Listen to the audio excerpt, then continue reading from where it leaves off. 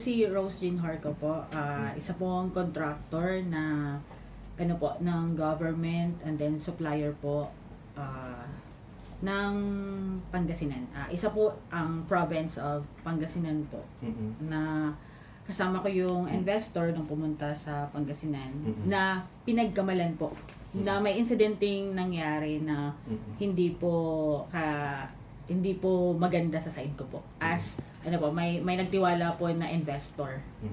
Habang sa Pangasinan po kayo, ma'am, ano po yung bad experience ninyo sa PNP? Yung the way po nila na parang pagka-approach sa akin na, ikaw ba si Miss Rose Jean? Yung pag ganun po na imbis na yung kasi babae yung nag-ano po sa akin, nag-aresto.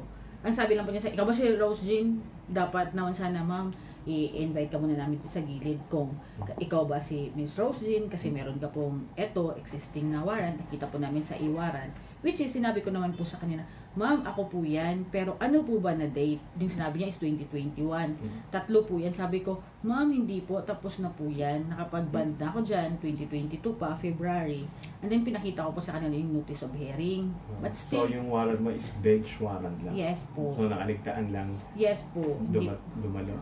Hindi, yes po. Lagi po kasi hindi nakaka-attend. Kaya po ako nagkakaroon po ng bench warrant. Oo. So, dahil wala ka lang talagang existing warrant, pero dun sa pero yung AGNO, meron silang hawak. Gaano nabigat sa'yo na bigla ka na lang lalapit at arrestuin? Very traumatic po. Kasi bilang po isang negosyante na meron pong nagtiwala po ba na ito, kumbaga, sige, ano mo to, ako magkapital, then hanap ka ng pwede nating pag-supplyan. So, nawala po yun sa akin. Dahil dun sa pagkakaya mo? Yes po, because marami pong tao, and then marami pong mayors. Kasi birthday po yan ng mayor na pinuntahan ko po. Pagkatapos po niyan, ilang oras po kayo na hold sa presinto? Siguro, hindi po presinto. Doon lang din po sa area. Kung saan po may mga dumadating po. So kaya po napaka-traumatic, and then yung may mga pulis din po doon na nagvi-video talaga na which is narinig naman nila na, sir, verify mo muna. Ibig sabihin parang naagaw niyo yung eksena ng birthday ni Mayor? Hindi po talaga parang naagaw, kundi naagaw po talaga. So nakaya po? Yes po, ako na po yung naging highlight po doon. Pagkatapos po nun, ang sabi niyo kay Hepe? Sabi ko, Chief, naintindihan ko naman yung ano mo, yung trabaho mo, kasi yung ano ko naman po, dati kong kasama sa buhay is colonel naman po. So alam ko na kapag ganyan is yung ginagawa lang ang trabaho. But the difference between you and my partner is siya before siya mag-serve ng warrant, bini-verify po sa court of origin kung ito still existing, na update po ba ni warrant o hindi. Sabi naman po ni COP is tinawagan niya po ang ganito ganyan. Sabi ko sige, i-confirm mo lang. Kaya umabot po kami ng almost 2 to 3 hours po. Binigyan ko siya ng proof. Kaso yung ang nakatrauma lang po doon, kasi yung feeling na para kung kriminal na hindi, parang iniiwasan na ng lahat kasi ganito. Na ako nga po, dahil po sa nangyari, dahil po dito sa mga problema, baga, tudok-hayod ako na matapos to lahat. Para naman yung mga supplier na dati nagka-problema kami or sino man yun ng mga tao na nag-file is makabawi naman, hindi sila malugi. Kumbaga, paunti-unti, dahan-dahan tayong bumabangon para sa mga anak ko. And then sinabi ko pa kay COP na, sir, ako lang po mag-isang bumubuhay sa mga anak ko. At ito, malaking impact po to kapag nawala yung si investor. Kasi kaya po pakibilisan naman po, ipa-confirm naman kay kung saan man yun na region. Sabi naman niya, ma'am, hindi kasi ganito, ganyan. Sabi ko, no, i-verify mo kasi kawawa yung mga anak ko dito. Sabi ko. So lumilitaw na non-existing na yung warrant mo, no? Yes po. Kaya lang nagagamit pa dahil nasa kanila pa yung copy ng record. Yes. So, ibig sabihin, marami pang ibang ganyan na experience ng katulad lang sa'yo. Kaya anong panawagan mo sa PNP bago sila manguli? Siguro, sana before naman ng accomplishment ba. Kumbaga, wag naman puro accomplishment lang po. At saka hindi po lahat ng nagkaroon po ng warrant is masama po. Hindi, kasi minsan po yung mga nag-finailan ng kaso, hindi naman po talaga sila yung totoong may ano dyan. Kumbaga, nagamit yung check-in namin or what. Pero hinaharap po namin yon without hindi kami natatakot. Tsaka yung pangalawa talaga na nakatruma kasi kailangan kong bumalik that time because may meeting pa po ako sa Ordaneta. Isang investor, hindi po ako nakarating. Pangalawa, hindi na po ako nakakauwi sa kondo na meron akong kailangan kunin doon na item para po ibalik po sa isa pong katransaction ko na very important po yan kasi pwede din itong makasira sa akin. So lahat ng transaction mo that day nasira? Hanggang ngayon po, hindi po ako nakakauwi sa kondo. Oo, so nagkaganyan-ganyan na, no? Naging problematic ka dahil sa pagkapayama sa nangyari. No? So, sana sa PNP, anong masabi? Sana po, before kayo mag-serve ng warrant, please verify the court of origin. Kung still existing ba ito. Kasi base kay CUP, Friday pa daw niya na tingnan bakit hindi po tinawagan yung region or yung court of origin. Yun lang po. And then, ano po sir, nagsuggest din ako sa kanina tawagan itong MPS kasi may record sila but still, ewan ko, I don't know. Ano sa pag-iwalay nyo ng COP ng AGNO? Okay naman, naging okay ba yung pagpapaliwanag sa inyo? Honestly, ako po mismo ang nag-ano po kay CUP na Chief, wala pong problema sa akin kasi naintindihan ko po na trabaho lang talaga. Although, sobrang sakit sa part ko na bakit ba ganito kung kailan naman, ako naman, alam ng Diyos yan, gusto kong makabangon pero parang sunod-sunod naman yung problema na ganito na kahit yung mga friends ko, hindi ko alam, may mga hidden agenda na wala naman akong ginagawa. Which is normal po and I'm used to it. Sana naman kung makita din ba ng mga police officer na yung kahit may mga kaso po, napilit na bumabangon, wag naman po nating i-judge na parang huli natin yan kasi kriminal yan, ganito, ganyan. Bigyan naman ng chance na patunayan po yung sarili nila na haharap kami kung anong responsibilidad po. So ngayon, siyempre, negosyante po kayo, iikot na naman kayo sa iba't ibang lugar. Natatakot doon na ba mamaya arrestin? Hindi po, natatakot na po ako. Isa lang yung ano ko ngayon, yung goal, makabalik ako sa kondo ko, and then makuha lang yung pinaka-importanting item, then after that siguro, uwi muna ako sa amin. Kasi I need my family ba? Kasi very traumatic po yung nangyari. Honestly, kahit sana lang maintindihan ako ba ng mga polis kung bakit umabot sa ganito. Kasi napaka-unfair naman. Kung kailan naman tayo bumabangon ba para sa mga anak ko. Kasi ako lang isa baga single mama na hindi wala akong mission sa buhay kundi ang makabawi lang dun sa mga taong tumulong sa akin, nagtiwala, lalo na yung mga nagpautang ng mga hardware nila. Hindi lang nabayaran because pandemic, hindi po nakapagbiling yung mga project. Gaano ba kahirap mag-government project mo? Mahirap kasi pag hindi ka kilala ng mga politiko, di ka magbibiling. Kasi usual, kalakaran po ng gobyerno. Kaya nga, bakit po andito ako sa province na to? Bakit po andito ako sa region na to? Kasi, andito po kami sa, yung region na kung saan ako nanggaling, is, patingin sa'yo negative na. Pero alam ng Diyos, ako lang mag-isa. Binabangon ko lahat. May isa nga dyan kaso, ang may kasalanan talaga yung staff ko Pero hinarap ko, never ko siyang iniwan sa ere. Kasi at the end of the day, alam ko may Diyos pa din natutulong. Kaya remain standing po ako. Sana sa mga taong feeling nila, ginawan ko ng kasalanan, mag-isip naman kayo. Yun lang po, pag-isipan naman ng mabuti, tsaka makonsensya naman kasi, kumbaga, ako lang yung pag-asa ng mga anak ko Yung social media nyo po, kamusta? Yung social media ko, lagi na lang po ginagawa ng fake account na I don't know. Bakit may ganun? Bakit may mga taong gumagawa ng fake account para lang po makasira? Lastly, ma'am, sa PNP po muli, anong panawagan niya? Sana, maging lesson po ito sa kanila na next time, i-verify muna, tsaka isipin muna yung kapakanan ng isang tao kung masisira ba nila dahil lang sa gusto nilang magkaroon ng accomplishment, maging sikat sila. Isipin po muna.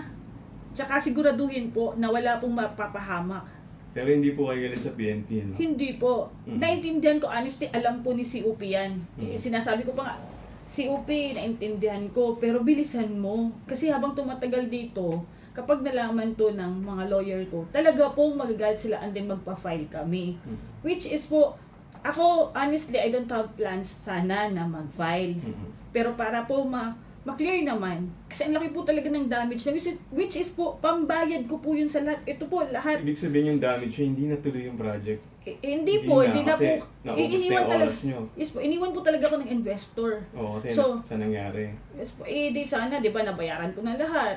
Tapos, ano po, makabawi na sana. Mm. Kasi, aminado naman tayo na, nalugi din yung company na nagpautang sa akin. Part naman ng pagiging contractor sa Yes government, po. yung malugi, di ba? Dahil nagbabago ang presyo ng... Yes mga- po, lalo na kung ano ka po, subcon. Mm. By law, bawal po yan. Pero Oo. dahil po, gusto nating kumita ng, ano naman, marangal ba? Yun, sinusubukan nating makabangon. Kahit konti lang po yung kita, basta hindi na po tayo babalik dito sa mga kaso-kaso na ganyan. Pumunta po ako kasi invited ako ni Mayor ng Agno. Si Mayor po ng Agno is, kaibigan ko po siya since 2022. And then, tumutulong na po sa akin yan. Dahil po, alam naman nila na meron tayong inaayos dati pa. So, ang nangyari po that day, nung pabalik na kami, kasi may meeting pa ako sa Ordaneta, sa supplier ko po, hinarang ako ng ni Police Officer Nomel.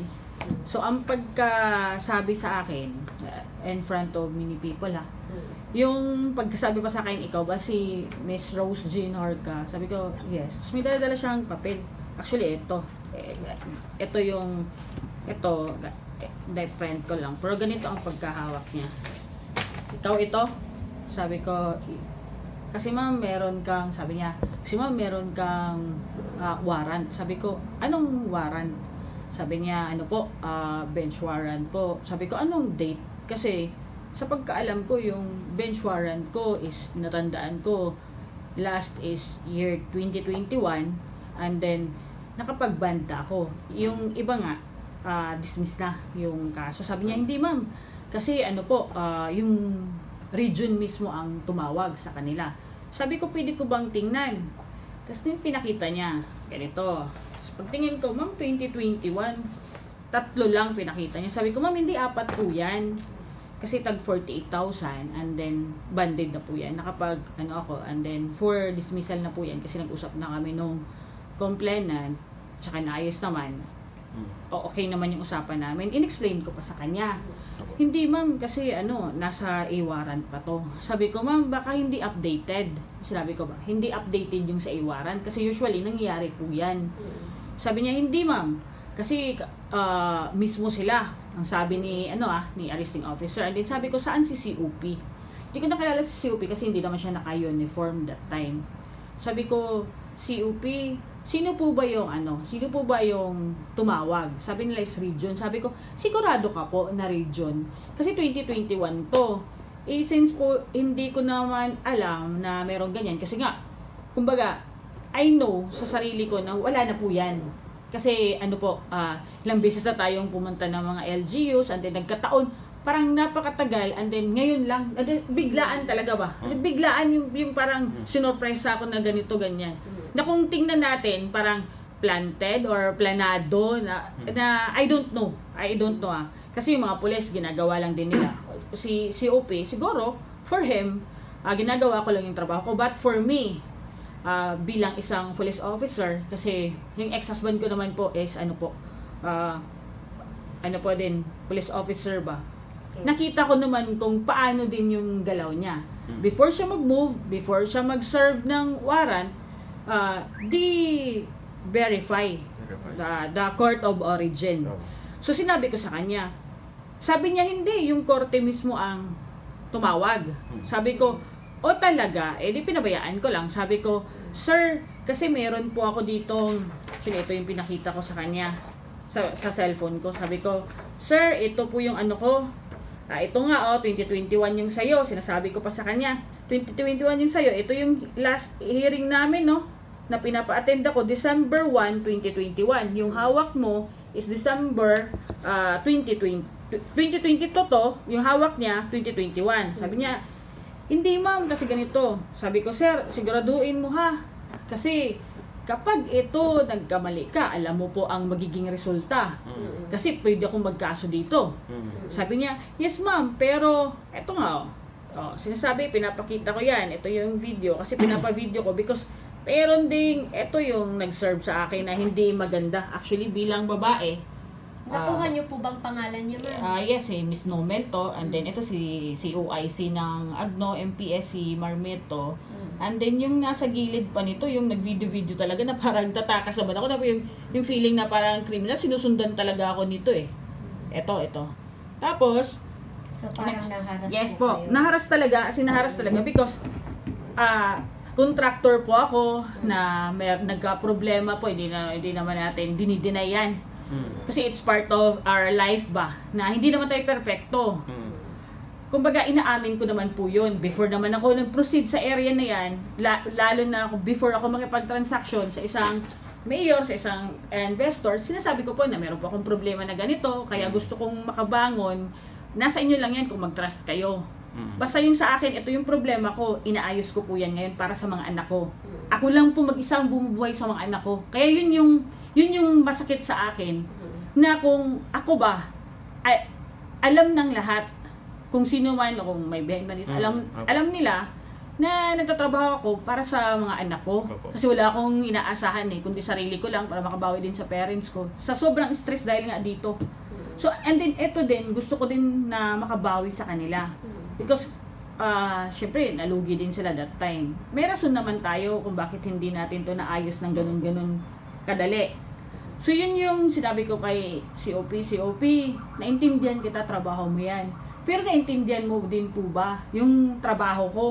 Bilang isang nanay, kontraktor, na ito, ang daming dumadaan Dami pong dumadaan na mayors, kasi invited yung mga mayors, investor. Parang napahiya po kayo. Hindi po, parang napahiya po talaga. In fact, umatras po yung dalawang investor ko ng solar lights. Matras talaga.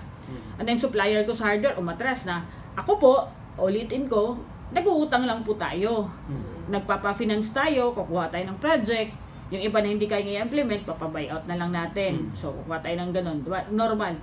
So, yun yung masakit. Na kung sino tuloy yung nagdidiskarte para sa mga anak, ginaganito ba? In-explain ko naman kay COP. Although, sabi ko kay COP, naintindihan kita.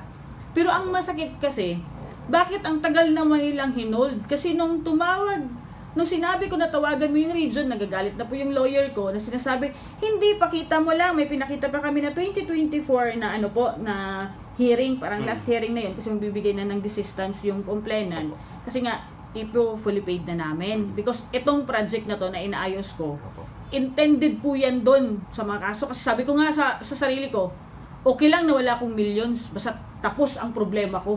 Makabawi ako doon sa mga nalugi. Hindi ko tinatakasan yan. Lahat yan, babalikan ko sila. Ma'am, during the attempt arrest, nagbasa ba sila ng Miranda rights? Wala. Hinold nila ako ng ganun katagal. Ang masakit pa, may kausap si COP na legal counsel daw ng provincial. Ang gusto pa ni COP is detain muna ako. COP, the lawyer. Si Attorney Cabera. I don't know the exact name because stressed na ako that time.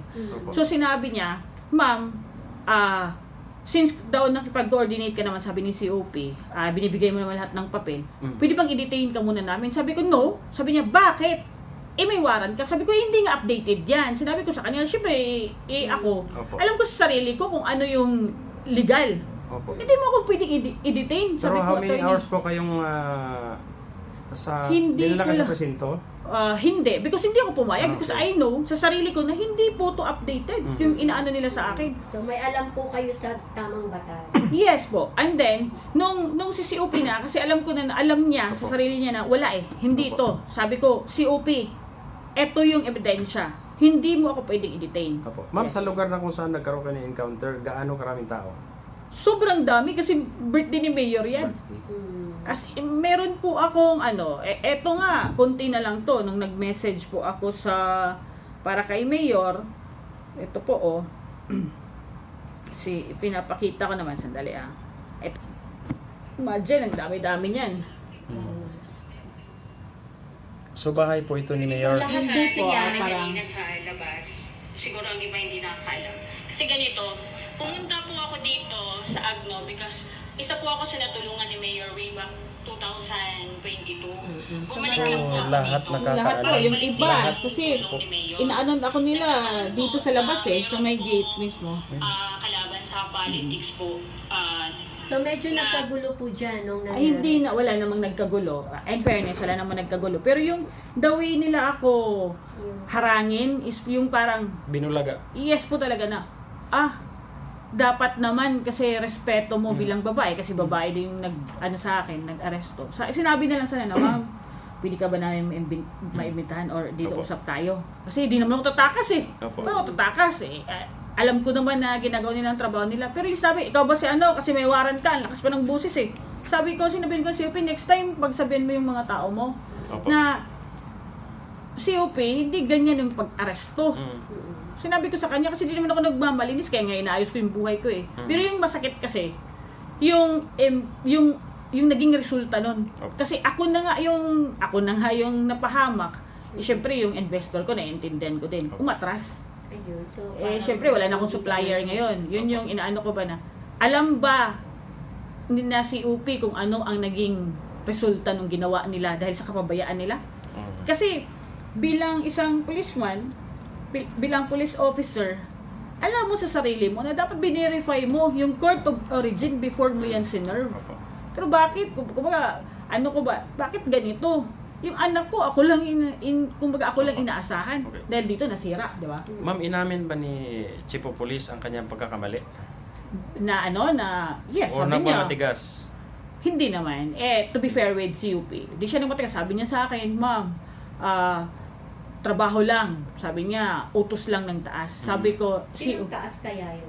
I don't know. Hindi ko naman siya So tinanong. may nag-utos. Kasi, iwan ko lang, di natin alam. Basta sabi niya, utos ng taas, sabi niya, ano lang ng taas. Sabi ko naman sa kanya, trabaho nga, pero dapat inayos yung trabaho, di ba? Kasi Pero kung- damage is done. Yes, ang laki po ng damage. Sobrang laki ng damage. Kasi wala na po ako ngayong supplier. Sa tingin niyo po, bakit kaya nila gawin yan sa'yo? Na kung alam naman nila na wala kang nilabak? Because ang sabi niya sa akin, nandun daw sa A-Warrant, COP ka. Electronic. Alam mo yan na hindi updated yung A-Warrant. But prior to that incident, may pumunta po dito sa office ko, nagsabi siya talaga sa akin na, ma'am, kung hindi mo mabigay yung 1.3, na which is hindi naman siya involved dito sa is masiserve sa'yo.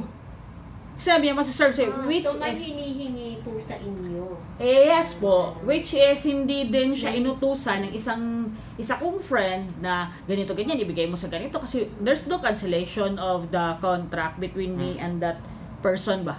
I cannot divulge it because it's private ba. So mali naman business quarrel ang nasa likod. Hindi kasi yun sa akin tinitingnan pa natin lahat ng anggulo Opo. kung ano. Kasi for me, sinabi ko sa kanila, tawagan yung MPS sa Katarman kasi sigurado ako meron. Sabi niya, ma'am, sabi ni COP hindi daw.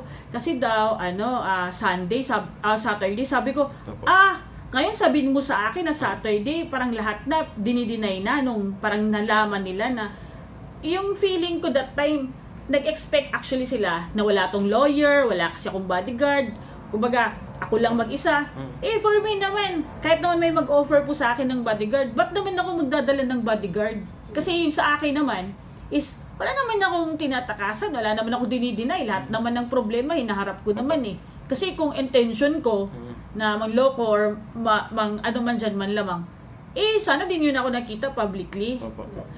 Ang masama pa dito, kasi meron sana akong hinahabol na time niyan, kasi nag-promise ako sa may naging problema na konti.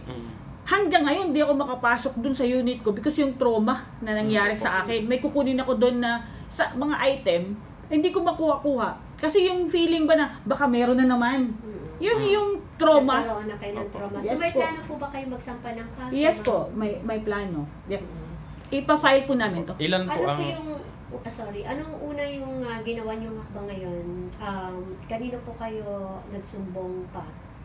Nagsulat po ako sa kay kay Chief PNP. So ano na po yung kanyang Police sagot? General. Si Ah. PNP chief po yun. Wala pa naman po kasi bago lang, kanina ko pa lang naman, baka pinag-aralan pa, inalam pa muna kung ano talaga yung Opo. insidente. Pero alam ko naman, fair naman po sila. Alam ko yun. And then yung sa akin, kinuha ko kasi yung name nung sinong naka-on duty. Opo. Yung naka-duty kahapon na sa sa hotline is medyo parang galit pa na ay ma'am, kung hingin mo yung mga names, mag-file ka ng complaint dito sa amin. Sabi ko na, bakit They naman are challenging you. Yes, bakit naman ako babalik doon? Na-trauma na nga ako eh. Ma'am, Diba? ilan pong possible na makakasuhan dito? Lahat sila. Wala akong papalampasin. Kinukuha na namin yung Magmula name. sa Chief of Police, Yes. pababa. Yes po. Pero So, hindi lahat ng andun ha, Yung kakasuhan ko. involved lang, involved Yes dun po, sa... may doon, may tatlo na alam nila siguro sa sarili nila na wala to sa So ang nilalaman ng case na isasampan ninyo po, yung wala ng katarungan sa inyo, ano pa? Ano yung sa tingin abogado mo? ka na bala kasi apat yung ipa-file namin sa Opo. kanila. Yes po. Ma'am, malinaw na parang pinlano. Paano nila nalaman na kayo po ay nandun, hindi po kayo taga roon? Birthday ni Mayor, sabi sa akin ni CUP, in-enter daw niya yung name ko. Pagka-enter daw niya, lumabas daw yun, sabi ko, CUP, sinabi ko pa sa kanya, CUP, pabalik-balik ako dito. Imposible namang di mo alam. Halos dumaan na ako ng lahat ng LGU, lagi sa Ordaneta, lagi ako dyan, kasi dyan kami nagme-meeting ng supplier ko. Bakit ngayon lang? Wala po ba kayo naisip, ma'am, na baka nagamit po kayo ng kalaban ng bawat panig? Or Hindi ko din sa masabi. politika? Or Kasi ganun? kung sa politics, hindi naman ako butante ng Pangasinan. Opo. Hindi din naman ako financer ng isang mayor. Hindi naman ako financer ng politician. So, why would they do that? Diba? Alright, so ma'am, linawin na po natin, ano po yung kontrata niyo sa kanila? Or ano bang project ngayon na kasalukuyan na alam mo nga yun ang dahilan na ibinigay sa'yo na kaso? Na bakit ka may warrant of arrest?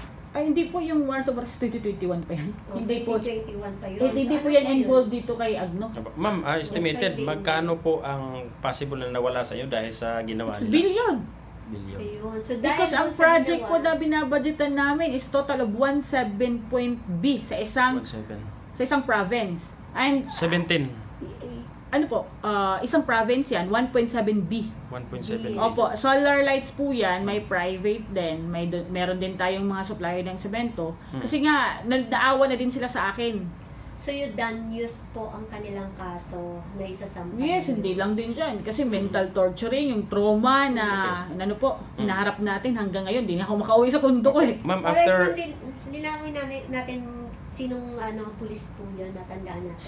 Si Police Captain Ras Brian R. Marmeto of Agno MPS. OIC actually siya ng Agno MPS po. Ma'am, after that, nabanggit nyo kanina parang inamin niya na nagkamali nga sila. Opo, Humingi ba opo. sila or humingi ka ba ng public apology or nag-public apology ba sila? Their own? Hindi po sila nag-public apology, but ako po ang nag-message kasi na-alarma po yung mga tao na bakit may ganito? Bakit may ganyan? Tapos yan kanina parang kausap ni Mayor, parang biglang iniwasan ako ng iba. Pero hindi naman si Mayor, to be fair with Mayor, saludo talaga ako diyan. Opo. And then sa mga contractors na friend ko, lalo na yung driver ko Si po. Mayor, Hindi ako sino iniwan. po yung mayor ng Pakilinan? Gualberto Season po. Okay, so wala namang issue tungkol sa kanya. Any written letter, ma'am, hindi ba sila nag-attempt na sulatan ka for apology? Wala, even sorry. Wala silang ginawa. Kahapon nga, nag-expect ako nung tumawag ako, honestly, yun pa yung isang masakit Tumawag ako sa hotline nung sinabi ko na, sabi niya, sino to? Sabi ko, sir, pwede ko ba pong makuha yung yung list ng name, ng on duty, nung kay birthday ni Mayor? Sabi niya, sino to? Sabi ko, sir, ako po yung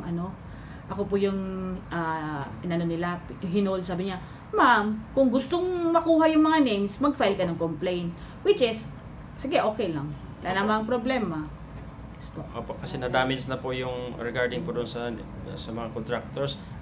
Meron bang tumawag sa inyo yung mga contractor na nakausap niyo doon? Tumatawag sa akin na Miss Rose, baka pwedeng ayusin natin to kasi ang laki nang nawala sa atin because si supplier po, yung dalawang investor ko din, na willing naman silang magpautang is umatras na. Alright. Ma'am Rose, ano pong mensahe natin bago po tayo magtapos at maipaabot? Yung message ko lang, siguro bago tayo gumawa ng hakbang ba, bago tayo magplano, like yung mga evil plans, Opo. tingnan nyo muna yung sitwasyon and then alamin nyo yung whole story. Opo. Kasi ako bilang isang nanay ba, sana naawa na lang sila sa akin kasi imposible namang hindi nila alam ang sitwasyon. Baga, mag-isa ko lang binubuhay yung anak ko, yung gusto ko lang makabawi sa parents ko ba. Tapos, may mga tao na may mga hidden agenda, may mga evil plans na for me, actually, tumutulong lang ako hanggat kaya. Ang dami kong problema, pero tumutulong lang ako. Sa mga kaibigan ko, libre nga yun eh. Pero parang feeling ko pa, isa dito sa behind Opo. dito isa yung friend ko kasi yung boyfriend niya yung nagsabi sa akin na before isi-serve. Yung bang lagi na lang tayong sinisiraan. Yung Opo. ganun. Ma'am, Tsaka, may gusto ka bang personal na sabihin doon sa mga pulis na yan? meron. Lalo na kay COP. Yes. Sa kay COP, sir, next time, before ka gumawa ng hakbang, alamin mo naman kung ano yung magiging resulta dun sa tao na i-serve mo yung warrant without verifying. Before ka mag-serve ba ng warrant, i-verify mo muna sa court of origin na kung ito ba pwedeng ikapahamak niya, ito ba updated na. Kasi bilang pulis, alam mo yan, hindi lahat ng nasa warrant mo is updated. Kasi bakit? Ito lang yung nakita nila na yung mga na-dismiss tuloy, hindi andun pa nga eh. Sabi niya, amin namin pa nung pulis na 3 lang to. Tapos ito pa, ang pinaka-importante. Alam mo ba si UP dahil sa nangyari ako nakakauwi sa kundo ko na meron ako importanteng kunin doon dahil meron akong kailangan isuli doon sa naging katransaksyon ng isa kong friend. Ngayon dahil sa nangyari, tatiming-timing ako kasi trauma ako na baka andyan na naman kayo or sino na naman yung nagplano na hindi na naman yung may mga hidden agenda. And din sana, bilang alam ko, siguro may asawa ka naman, may anak, kapatid, pamangkin. Kung ako ang naging kadugo mo, how would you feel? 'Di ba? Di ka ba naawa na eto mapahama ko dahil lang sa kumbaga kadalasan yung hinahabol nila accomplishment. Yes. Pero accomplishment nyo nga. Pero yung nangyari sa akin, may mga bata kayong mapapahamak dahil yung nanay nila posibleng dinitain nyo na wala namang basihan dahil kapabayaan nyo naman din yung binerify. Tapos pangalawa, nawalan ako ng investor. Yung mga anak ko, kailangan nila ng sustento. Ako lang mag-isa. Di ba sila nakakonsensya? So, gusto ko lang, COP, sana ready ka din po ba na aminin yung mga pagkakamali. Kasi nag-message na nga ako, pero ni isang message ng Agno MPS, kahit sorry lang. So, para for me, parang planado, na hindi ko alam, na parang intentional, na hindi ko naman sinabi na 100% sigurado ako doon. Kasi, wala eh. Wala talagang sorry man lang. Sorry in front of many people na yung parang kaplastikan ba. Pero, yung impact sa akin na pwedeng mag-suicide, sana kayanin ng mga konsensya nyo. Yung mga anak ko, yun po, ma'am. Alright.